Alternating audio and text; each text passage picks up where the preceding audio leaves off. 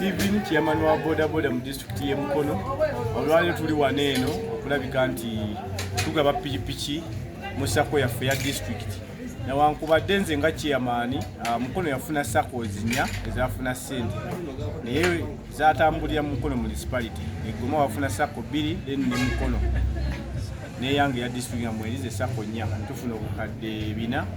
obo bweze bilioni 10 president yatuwere kololo mu bukadde 2 twafuna omukutani tufunako 4 zali sake zali enteketeke twandi bali tufunye ndane sako zali enteketeke we mindset zino zaweebwa basako member aboda boda lutubaddewo naye nga tuli mu association yanjawulo ne sako zali enteketeke olwaleero nga Mukono twagadde okukola omukolo guno okugulaga public tisende twazifuna fe sako yaffe ya Mukono district sako yafuna milioni 10 mu milioni eze 10 zisobola okugulako pikipiki 15 mu cash kwezo sente zibatu naye ate nitufuniyako n'endala pikipiki 12 ze pikipiki 27 olwaleero zetulina mu eno sako tuzo zironkinga zimanyike president mwebaze ate era tugende ku ground tumunoonyeza akalo kubanga akuwagwowa wadde yatusangamu ne sente ezaffe naye ate sente zino zituyambye nnyo okulabika nti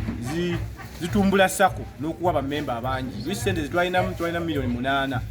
8 nga tuzisonda mpola nga zisobola okugula piki nga 2 oba 1 naye olwaleero tuba nga tulina pikipiki 27 ekyo kinene tuzze kwebaza nakulabika nti tuteekawo amaanyi okumusagulira akalulu era ttiimu ezo zigenda tutandika ate era ne ku nnaku z'omwezi nga 2 nga gye Mukono era tumwebaze tumulage eggaali egenda beerawo nga y'amaanyi okulaga pulezidenti wonna w'anaaba nga bwe batugenda agenda beera Naggalama tujja genda ttiimu yaffe yonna ya piki ze tulina ejja erabike ng'ekola ki so sente ezo twaleseeko abantu balowooza nti sente zonna twazimazeeko milioni 10 nedda twasigazaako milioni 15 milioni 15 zigenda kukola zigenda kulabika nti ziwa mu sako yaffe eno ya district mulimu abakyala bo nga tebatutte boda nga beetaaga emitwalo 2 ku 3 tutandika emidaala gyabwe ne bizinensi entonotono so sente ezo weezi tugenda kulabika nga tubawa abo abakyala